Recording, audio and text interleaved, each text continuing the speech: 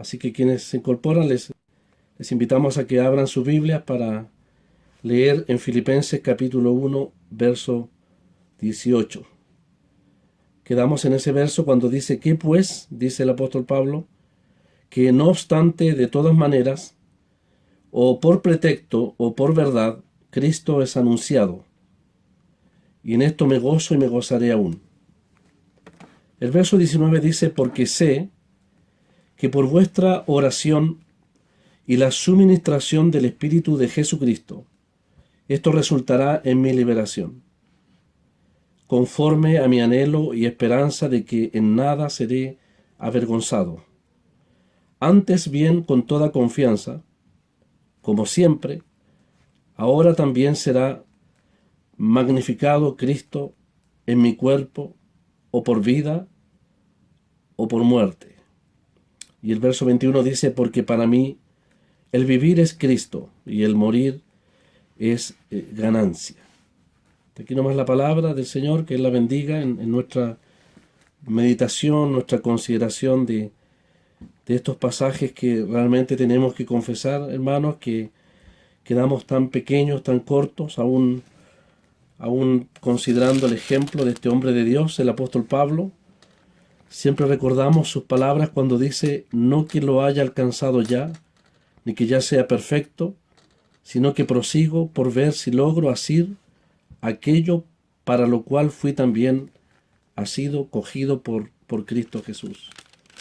Hay un propósito realmente maravilloso en nuestra salvación, y es el hecho de poder ir creciendo en el conocimiento del Señor, de su persona, ojalá a la altura, al nivel, a la experiencia de este hombre, el apóstol Pablo.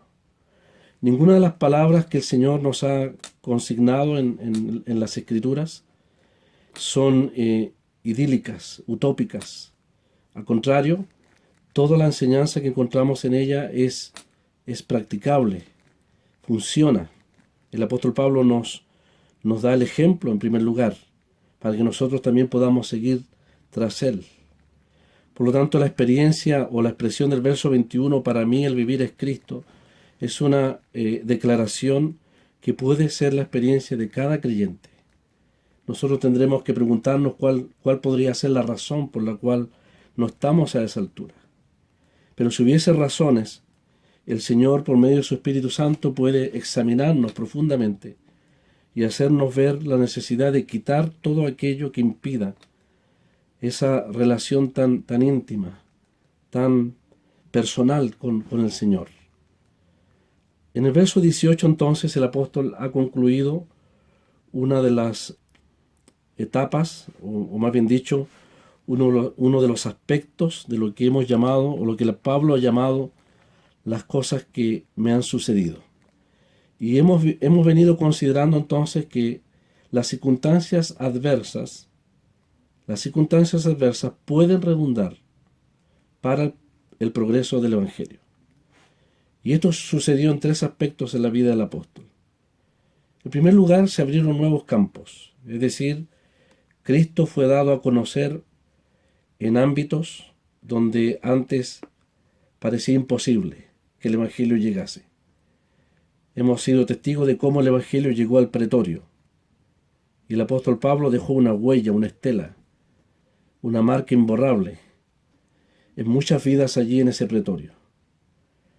La presencia del apóstol marcó el destino eterno de muchas personas, porque dependía si rechazaban o no el Evangelio, era el destino que tendrían que afrontar. Dice él, mis prisiones se han hecho patentes en Cristo.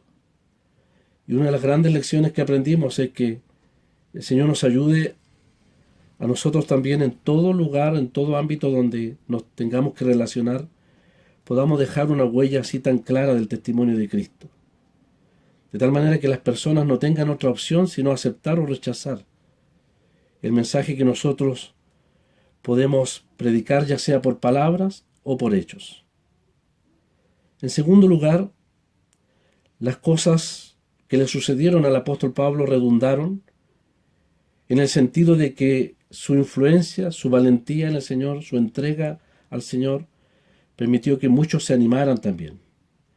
Es lo que muchos de nosotros necesitamos en este tiempo.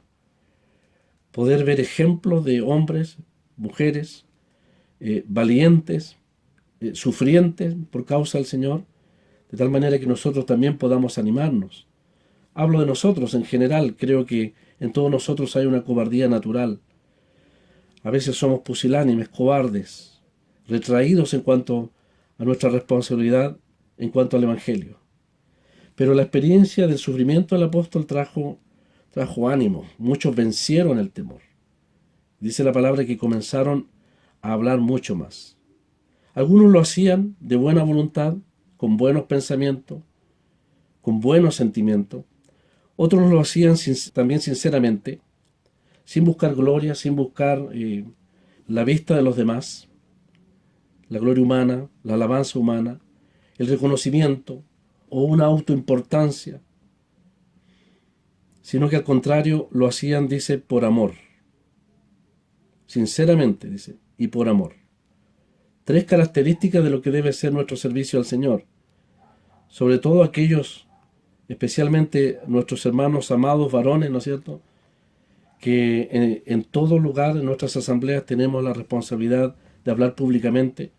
Este es un examen para todos nosotros, en el sentido de que debemos predicar, hablar como heraldos, con buenas motivaciones, sinceramente, e impulsados por el mejor de todos los sentimientos, de toda la fuerza, que es el amor divino, que no es nuestro, es el que Dios ha derramado en nuestros corazones, y por el cual, a través del Espíritu Santo, podemos también desarrollar nuestros dones, aquellas capacidades que el Señor, por su infinita gracia, ha concedido, precisamente para que también se predique el Evangelio. El apóstol está contento, se goza, dice aquí, lo hemos visto, en que ya sea por pretexto, por vanagloria, o sinceramente, o por verdad, dice el verso 18, Cristo es anunciado. Entonces, dice, en esto me gozo y me gozaré aún. Esto significa que el apóstol Pablo logra una victoria sobre una prueba muy importante sobre su corazón. Ahí en la prisión él no se deja gobernar, no se deja influenciar por el odio, el resentimiento, la amargura, un corazón entristecido, una aparente derrota. Al contrario, él vence esa prueba y se goza. Al contrario de lo que los demás pensaban provocar en él, levantar un sentimiento de amargura en él, dice la palabra que él triunfa a través del gozo. ¿Sabe el apóstol Pablo que todas las motivaciones de los hombres, aún en el servicio al Señor, tendrán que ser examinadas en el tribunal de Cristo? La semana pasada vimos que efectivamente el Señor usa su palabra, a pesar de los instrumentos, usa su palabra para beneficio de las almas inconversas. Las almas inconversas no perciben las motivaciones del que predica. Pero como se presenta a Cristo, su gloria, su obra perfecta en la cruz, eso, en la voluntad soberana del Espíritu Santo, eso toca el corazón del inconverso y se convierte. La gloria es para el Señor. Por eso puede decir Pablo, me gozo si Cristo es anunciado, por doquier, en todo lugar. Su nombre es exaltado o magnificado. Y dice el verso 19 que se gozará aún, porque efectivamente el apóstol Pablo tendrá que asumir una prueba mayor, para la cual este siervo de Dios expresa su total dependencia del Señor y va a manifestar su total necesidad del apoyo de sus hermanos a través de la oración y también específicamente de la realidad, siempre es real, pero enfatizo esa palabra, de la realidad de la presencia del Señor en esta prueba especial, quizás final, última, que el apóstol tendrá que enfrentar. Los hermanos saben perfectamente cuál es el contexto, es presentar defensa del Señor, del Evangelio, delante de la autoridad máxima del Imperio Romano. Y por ende también delante de muchas autoridades que tendrán la oportunidad como nunca de escuchar el Evangelio de Dios. No de un religioso más, no de un culto más, no, al contrario, ellos serán testigos de las palabras del embajador del Rey de Reyes, del Señor de Señores. Un embajador que no viene a pedir libertad de culto al César. Un embajador que no va a pedir o va a argumentar a favor de su liberación. Al contrario, la mayor preocupación del apóstol Pablo es cómo presentar digna defensa, un buen testimonio del Señor delante de aquellos hombres. Si ya el pretorio fue una instancia especial que el Señor concedió para que el Evangelio llegase allí, cuánto más ahora la corte misma del emperador será una instancia única, quizás histórica, de que el Evangelio de Dios, el Evangelio del Señor Jesucristo llegue a esas esferas de poder, pero también esferas de tanta ignorancia, donde la luz del Evangelio podrá brillar frente a hombres que no saben nada de la gracia de Dios, que no saben nada del conocimiento del Dios único y verdadero. Por lo tanto, es una etapa crucial que el apóstol habrá de enfrentar. Por eso es que el verso 19 dice: sé que por vuestra oración, le dice a los hermanos, y la suministración del Espíritu de Jesucristo, esto resultará en mi liberación. Así que el apóstol, hermanos, aquí presenta dos razones por las cuales tiene la seguridad de que él podrá vencer en esta prueba, de que él podrá ser un digno testigo del Señor delante de aquellos hombres. Él tiene la seguridad de que, independiente de que sea excarcelado o encarcelado nuevamente, o sea martirizado de una vez por todas, él sabe que la oración de los hermanos y la suministración del Espíritu de Dios son los dos pilares fuertes por los cuales él tiene la seguridad que tendrá éxito en su presentación del Evangelio delante de aquellos hombres. No será el apóstol el que se presente allí. Él quiere presentar al Señor con todo el poder y con toda la elocuencia, si es necesario, o con todo el denuedo que es necesario para poder predicar en tales esferas. Claramente cuando dice el apóstol, porque sé que por vuestra oración. Un hombre como el apóstol, que podríamos pensar con tantas capacidades, no dudamos personales, pero sobre todo espirituales, es uno que nos enseña nuevamente la absoluta necesidad que tenemos de la oración. Él no depende de sí mismo, al contrario, menos en estos momentos cruciales. Demuestra Pablo entonces una vez más que él necesita de las oraciones de los creyentes. Y esto renueva la importancia que tiene no solamente la oración personal en nosotros, los creyentes, sino la oración como iglesia local. La verdad es que la ausencia nuestra en las reuniones de oración es una forma de decirle al Señor que realmente nos interesa poco los asuntos de Él, que no tenemos tanto interés en el pueblo de Dios, que no estamos tan comprometidos realmente en todo lo que son los negocios del Señor, en todo lo que son las pruebas, dificultades, aflicciones y luchas que nuestros hermanos tienen que enfrentar diariamente. La ausencia como práctica de la oración es un pésimo testimonio de cada uno de nosotros cuando descuidamos un instrumento, un medio tan valioso que el Señor nos dejó. Si el apóstol Pablo entonces invoca la oración de los hermanos, cuánto más nosotros en nuestras luchas diarias y nuestro deseo de servir al Señor, de ser testigos de Él aquí en la tierra. Dice el apóstol, porque sé que esto, es decir, nuevamente el apóstol recuerda las circunstancias, las cosas que le han sucedido. Las cosas que le han sucedido la resume en esa palabra, sé que esto y la suministración del Espíritu, dice, resultará en mi liberación. Pareciera haber un paréntesis en este pasaje, podríamos leerlo de la siguiente manera, porque sé que esto resultará en mi liberación. Pero en el paréntesis, él presenta estas dos necesidades. En cuanto al pueblo de Dios, la necesidad de las oraciones de los hermanos. La palabra oración aquí, hermanos, realmente aquellos que son expertos en el lenguaje, nos hacen ver que es más que una oración formal, es algo mucho más que eso, es una verdadera endecha, es un constituye un clamor de los creyentes, un clamor de los creyentes a favor del apóstol Pablo. Pareciera el apóstol Pablo pedir, no es necesario hacerlo, pero quisiera él que todos los hermanos pudiesen doblar sus rodillas a favor de su liberación, no de la cárcel, sino que vamos a ver de la prueba a la cual tendrá que ser sujeto. Y esto es algo maravilloso recordar también que nuestro Dios, nuestro Padre, soberano, en muchos aspectos de nuestra vida se estremece, su corazón se estremece, se enternece. Dios muchas veces, nuestro Padre, es condescendiente con el clamor de su pueblo. Esto entonces nos demuestra que efectivamente la reunión de la iglesia, porque Pablo está apelando a la reunión de la iglesia local ahí en Filipos, la reunión de la iglesia puede, por sus oraciones, puede cambiar las circunstancias, si Dios lo quiere.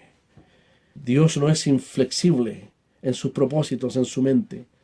Al contrario, tenemos en el Antiguo Testamento experiencias muy hermosas de cómo hombres cambiaron la manera de pensar del Señor. Fue así que Moisés clamó por el pueblo, un pueblo que era digno de ser destruido, aniquilado por su pecado. Dios permite, en su condescendencia, que un hombre le haga cambiar su pensamiento. Dios no se arrepiente, nos señala la palabra en el sentido de culpa que nosotros experimentamos. Pero Dios puede cambiar su pensamiento frente al clamor de los suyos, de los santos. Si un hombre fue capaz de hacerlo, cuánto más su pueblo.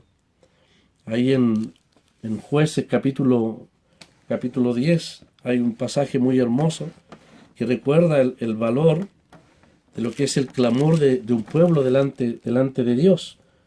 Dice la palabra que los israelitas, los hijos de Israel, se habían apartado del Señor nuevamente en ese círculo vicioso de separación, de apartarse del Señor, que cuando ellos clamaron, el Señor entonces le respondió y les dice: andad, dice, clamad a los dioses que os habéis elegido, que os libren ellos, dice, en el tiempo de vuestra aflicción.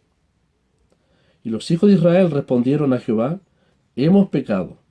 Haz tú con nosotros como bien te parezca, dijeron ellos. Solo te rogamos. Y aquí está la palabra que decíamos, la endecha, el clamor, el ruego. Que nos libres, dicen ellos en este día. Dice la palabra que el Señor, ahí en el verso 16, el corazón del Señor se angustió por ellos. Y a pesar de que el Señor había determinado no librarles, su corazón se angustió por ellos, por el clamor del pueblo, y les concedió lo que ellos necesitaban. Les envió un Salvador, les envió un juez para liberarles. ¿Qué poder tiene la oración? ¿Qué importancia tiene la oración en el pueblo de Dios? Por lo tanto, el apóstol lo sabe, y es un privilegio orar por nuestros hermanos, por los siervos de Dios en enfermedad, en aflicción, en persecución, por todos los hombres, por todos los creyentes. Hay una larga lista de razones por las cuales orar. Y la verdad es que, hermanos, mi propósito personal, perdónenme que hable de mí, en este tiempo, cuando empezó este enclaustramiento de la mayoría de nosotros, me propuse dedicarme a orar más. Pero ha sido difícil orar más. Sabemos que hay muchas necesidades. Y seguramente muchos hermanos han tenido que dedicar este tiempo precioso que Dios nos concede para poder compartir de la palabra de una forma mucho más abundante que cuando estábamos con reuniones normales. Dios sabe las razones. Y es un privilegio poder realmente para todo varón en las obras de Dios aquí en nuestro país, de una u otra manera, compartir y alimentar al pueblo de Dios. Pero es necesario dedicarse a la oración. Es necesario orar más. Los medios sociales, la televisión y todas aquellas cosas que podrían distraernos, que no nos quiten el tiempo precioso en estos días especiales de poder dedicarnos más a la oración, mucho más al clamor, a la endecha. ¿Cuándo fue la última vez que clamamos al Señor por alguna situación puntual? ¿Cuándo fue la última vez que pudimos expresar un gemir al Señor por tantas necesidades que tenemos aún en nuestro propio país, en cuanto al Evangelio, en cuanto a la salvación de las almas, en cuanto a nosotros mismos. Es tiempo de oración, es clamor, Pablo lo sabe. Hermanos, les dice, por vuestra oración, si queréis por vuestro clamor, por vuestro gemir por mí, más, dice, la suministración del Espíritu de Jesucristo. Ciertamente, todo esto, dice él, resultará en mi liberación. Y esa expresión, la suministración del Espíritu de Jesucristo, nos habla de una fuente inagotable, abundante, sin restricciones. Voy a usar una palabra con mucho respeto. Es una actitud de Dios que dispensa permanentemente toda provisión abundante, para toda necesidad, para toda situación, especialmente esta que está viviendo el apóstol Pablo. Esto apela claramente a la llenura del Espíritu Santo. Podríamos decir del Espíritu Santo, pero Pablo habla aquí de una manera muy especial. No solo dice el Espíritu Santo, lo cual podemos desprender de aquello, sino que dice el Espíritu de Jesucristo. En otras palabras, Pablo está invocando la presencia misma del Señor, no solo en la prisión, sino en el momento en que tendrá que dar testimonio de Dios. Cuando Él tenga que abrir su boca, Él requiere, es imprescindible, es absolutamente necesario para Él. No puede hacerlo solo. Es que nadie puede hacerlo solo tampoco. El servicio, el ministerio, la predicación, todo servicio de varones o damas, todo lo que se hace para el Señor debiera hacerse, ¿no es cierto?, en la llenura del Espíritu. Pero especialmente aquí la expresión parece señalarnos la presencia imprescindible del Señor en esta hora de prueba para el apóstol. Entonces, la llenura del Espíritu, o más bien dicho, el Espíritu de Jesucristo, manifestado a través o en la persona de Pablo, permitirá que él pueda hablar con poder, que su comportamiento, su presencia allí pueda impactar, sobre todo la palabra, las conciencias de aquellos corazones. En otras palabras, Pablo quiere actuar como si Cristo mismo estuviese actuando allí. Como cuando el Señor estuvo frente a Pilato. Como cuando el Señor estuvo frente al Sanedrín. Fue tan digna su defensa. Fue tan impresionante su aplomo, su fuerza, su paciencia, su humildad. Sus palabras tocaron la conciencia de muchos. ¿Quién podría pensar que el juez, el que sería el juez del Señor Pilato, saldría siendo juzgado por el procesado que sería el Señor? Las palabras del Señor tocaron la conciencia de un hombre impío y le hicieron responsable frente a la eternidad. La presencia de Jesucristo frente a Pilato marcó la eternidad de él, determinó su destino eterno. ¿Y por qué Pablo no podría contar con eso frente al César, frente a los ministros del poder romano? De tal manera que esos hombres, sus conciencias endurecidas por el pecado, pudiesen quedar realmente cautivadas y si aceptasen o no, quedarían responsables para toda la eternidad. ¿Dónde está el poder para hacer eso? Solo el Señor puede hacerlo. La presencia del Espíritu de Jesucristo otorga el denuedo, la vehemencia, el poder necesario para poder hablar a aquellos corazones. Esa expresión entonces, el Espíritu de Jesucristo, no solamente la presencia del Señor se requiere cuando haya que predicar, se requiere en los momentos de prueba, en los momentos de aflicción. Aún en la misma muerte puede ser la experiencia de muchos creyentes, la experiencia, ¿cómo poder decirlo? La realidad o la experiencia de la realidad de Jesucristo en el momento de una prueba crucial en la vida del creyente. Esteban contó con la presencia del Señor en medio de su martirio. La palabra de Dios nos dice, ahí en Hechos 6, ustedes lo conocen muy bien, que nadie podía resistir las palabras de Esteban. No eran las palabras de Esteban, era el Espíritu de Dios, la llenura del Espíritu de Dios obrando en él, de tal manera que sus argumentos eran incuestionables, eran poderosísimos. Los enemigos tenían que cerrarse los oídos porque no podían contrarrestar el poder con que él hablaba. Además dice la palabra que su rostro parecía como el de un ángel. La presencia del Señor se hace visible a través de cuerpos mortales como nosotros. De tal manera que Pilato vio a un hombre digno como el Señor, que presentó defensa delante de él. No era un procesado más, era diferente. Nunca ha habido alguien como él, de todos los procesados que ese procurador romano tuvo. Seguramente el Sanedrín de los 70 ancianos de Israel nunca habían visto una manifestación tan clara de la presencia del Señor en la persona de Esteban. Y esa manifestación del Espíritu de Jesucristo, la suministración de su Espíritu, se hizo evidente cuando las piedras comenzaron a caer sobre él. Qué conciencia de la realidad de la presencia del Señor tuvo Esteban, cuando levantando los ojos pudo contemplar al Señor, como dice la versión inglesa, de pie, como presto a recibir el alma de su mártir.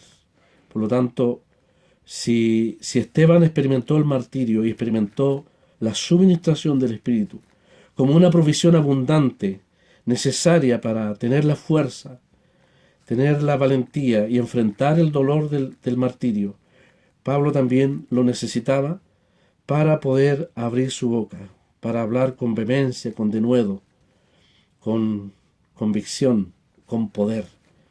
Eso viene solamente del Señor.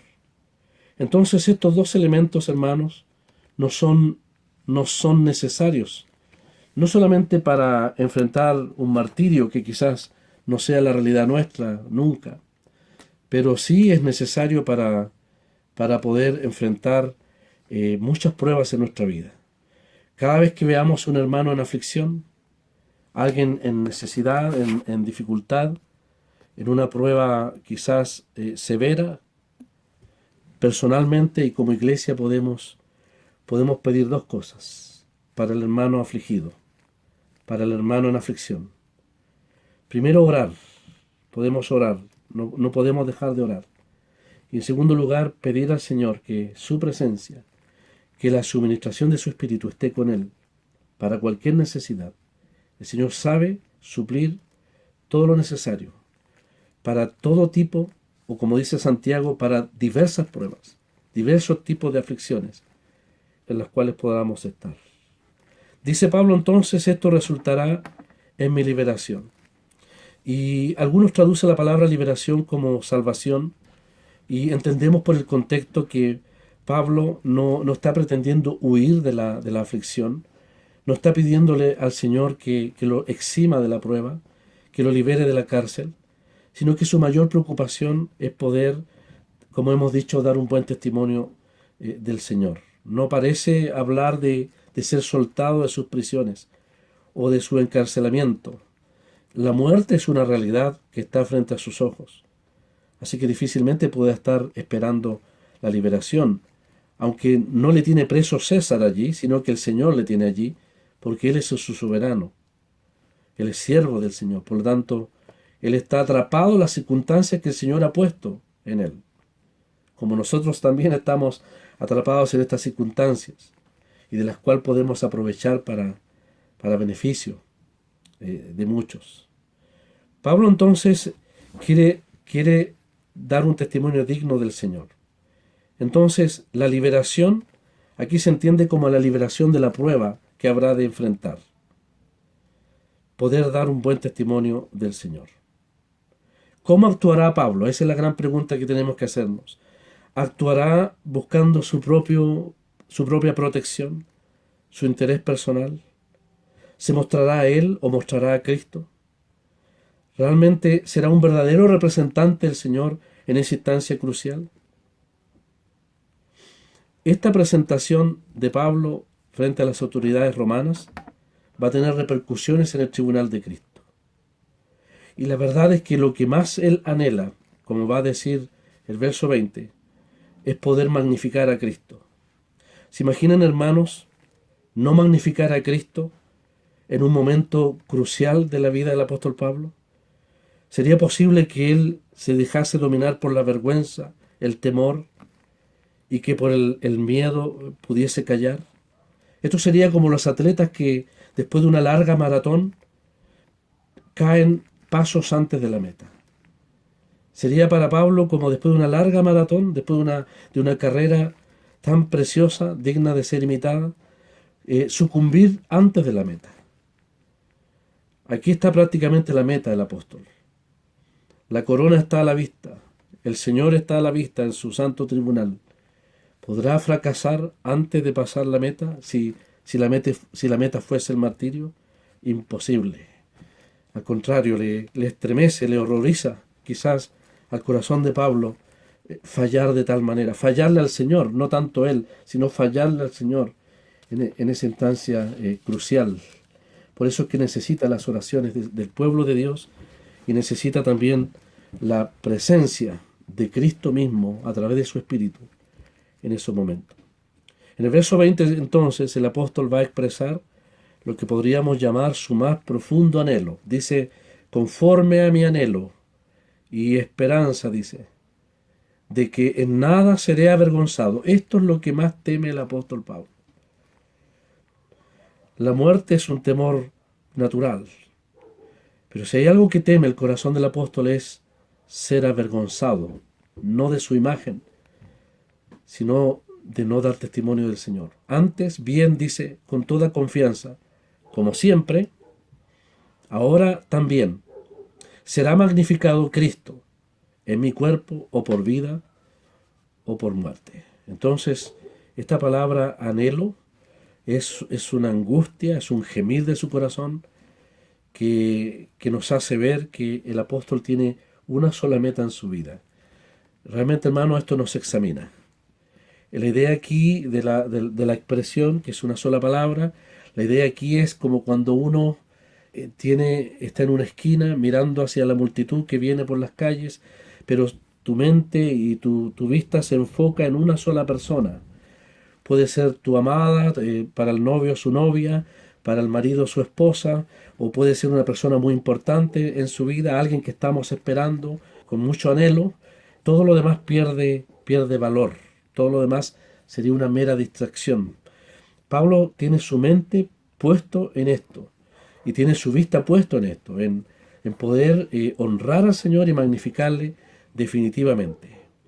Y tiene esta seguridad, lo que lo grafica en la palabra esperanza. Dice Pablo podemos decir que Pablo tiene la certeza de que con la ayuda del Espíritu, la ayuda del Señor, más las oraciones de los creyentes, una vez más, como siempre el Señor se lo ha concedido, no en sus fuerzas, sino en las victorias que el Señor da, una vez más, dirá el apóstol, Cristo será magnificado en mi cuerpo, o por vida o por muerte.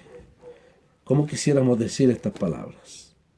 ¿Cómo quisiéramos tener un resumen de nuestra vida como una permanente victoria? Como siempre. Aquí no está el orgullo de Pablo. Aquí está su dependencia del Señor. Siempre habrá victoria en la medida que dependamos del Señor.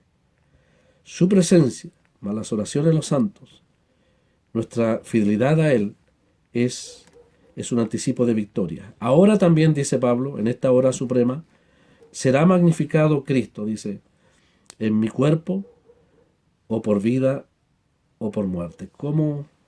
¿Quiénes somos nosotros para magnificar a Cristo? Alguien una vez preguntó, ¿cómo es posible que seres humanos tan indignos como nosotros podamos ser instrumentos para magnificar al Hijo de Dios? Magnificar significa acercar a Cristo a las personas. Se ha descrito como un telescopio. Las estrellas son gigantescas, pero están tan lejos que no las podemos ver. Pero el telescopio las agranda a nuestra vista. Cristo es desconocido para muchas vidas, pero nuestro testimonio, nuestro fiel testimonio, nuestra vida de intimidad con el Señor puede hacer cercano a Cristo a través de su mensaje y a través de nuestro ejemplo a muchas personas que no le conocen. También es como la lupa que agranda, hace grande, magnifica. Esa es la palabra, magnifica, agranda. Hace ver a las personas la importancia, el valor, lo precioso que es el Señor para nosotros, lo que ha hecho en nuestras vidas, el poder que Él tiene para transformar las demás vidas. Es magnificarle, eso implica adorarle, exaltarle, glorificarle a través de nuestro testimonio. Para eso, por supuesto, la lupa y el telescopio tienen que estar limpios. De tal manera entonces que la luz de su persona, del conocimiento de su persona, pueda ser visible a los demás también. Hay muchas maneras prácticas de magnificar a Cristo. Un hermano contaba el ejemplo de un matrimonio que pueda tener la posibilidad de buscar mejores instancias económicas, la posibilidad de a lo mejor de un mejor trabajo, de un mejor pasar, un mejor nivel para su familia, en desmedro de un servicio útil al Señor. A veces hay pruebas donde tenemos que tomar decisiones y en donde los padres pueden magnificar, si se puede decir así, minimizar la persona de Cristo frente a nuestros hijos, frente a nuestras familias, en las decisiones que nosotros tomamos. Conozco un hermano del Perú, del sur del Perú, no voy a decir su nombre, yo no sé si él está escuchando o los hermanos de allá, sé que algunos están conectados, como de muchos otros países también en esta reunión, pero conozco un hermano que, siendo profesor de la universidad, experto en magnetismo, en un momento difícil de la asamblea, de una X asamblea, en un momento muy difícil, él pensó que a lo mejor era la voluntad del Señor, siendo anciano de la asamblea, dar un paso a un lado e irse. En ese preciso tiempo le llegó una oferta de una minera del norte del país, una importante minera, con un muy buen sueldo, un muy buen estándar de vida. Todo parecía muy bien, parecía ser la voluntad del Señor. Pero fue su fiel esposa la que le puso la inquietud real frente a esto. ¿Era posible, sería posible, realmente honrar al Señor yendo tras un mejor nivel de vida y dejar lo que se entiende una responsabilidad que el Señor ha puesto en el corazón de un hermano? Eso le hizo pensar al hermano y tomó la decisión que debía tomar: postergar lo material en desmedro de muchas otras cosas humanas para estar cerca de la asamblea, ocupado en la labor a la cual el Señor le había llamado. Esa es una forma de magnificar a Cristo, no solo frente a los hermanos, frente a los hijos, en la familia. Ciertas decisiones demuestran realmente qué valor tiene Cristo en nuestros corazones o no. Pero quiera Dios ayudarnos a que, no solamente en ese tipo de decisiones, sino en toda circunstancia, Él nos permita poder darle el primer lugar y dejar una huella clara de la importancia que Cristo debe tener en nuestras vidas. El apóstol Pablo termina diciendo en el verso 20: mi anhelo, dice, el más profundo anhelo de mi corazón es que Cristo sea magnificado en esta prueba. Hermanos, les dice a los filipenses, orad por mí. Necesito la suministración del Espíritu de Jesucristo. Sé que por medio de esto venceré. O más bien dicho, Cristo vencerá a través de mí. Y el Evangelio tendrá su victoria. Lo reciban o no aquellos hombres, pero se irán a la eternidad con sus conciencias cautivadas por el poder del Evangelio de Jesucristo. Dice Pablo entonces: yo quiero honrarle, magnificarle, ya sea a través de la vida o a través de la muerte. En mi cuerpo, podría decirse también a través de mi cuerpo, en mi cuerpo, ya sea o a través de la vida o a través de la muerte. Qué tremendo estándar, nivel de espiritualidad del apóstol. No hay términos medios para él. O la vida tiene un solo propósito: magnificar a Cristo. La muerte tiene un solo propósito: magnificar a Cristo. ¿Qué de nosotros? ¿Qué de mí? ¿Qué de usted, hermano? ¿Qué de nosotros? ¿Hay términos medios?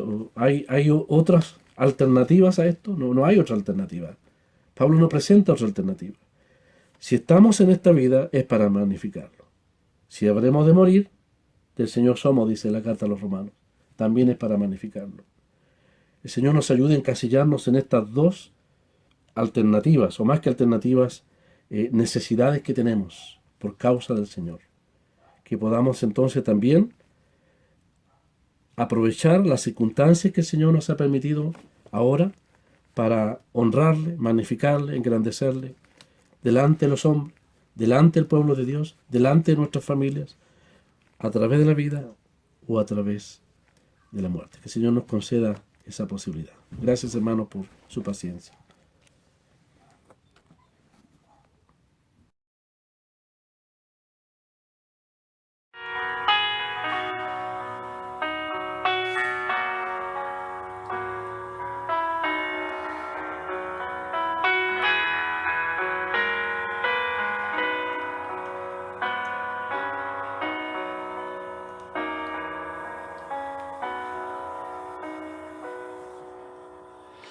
Cerca, más cerca, oh Dios de ti. Cerca yo quiero mi vida llevar. Cerca, más cerca, oh Dios de ti. Creo en tu gracia que puede salvar. Creo en tu gracia que puede salvar. Cerca, más cerca, cual pobre soy. Nada, Señor, yo te puedo ofrecer. Solo mi ser contrito te doy. Pueda contigo la paz obtener. Pueda contigo la paz obtener. Cerca, más cerca, Señor, de ti. Quiero ser tuyo dejando el pecar. Goces y pompas vanas aquí. Todo, Señor, quiero ahora dejar. Todo, Señor, quiero ahora dejar. Cerca, más cerca, mientras el ser aliente vida y busque tu paz. Y cuando al cielo pueda ascender, ya para siempre conmigo estarás. Ya para siempre conmigo estarás.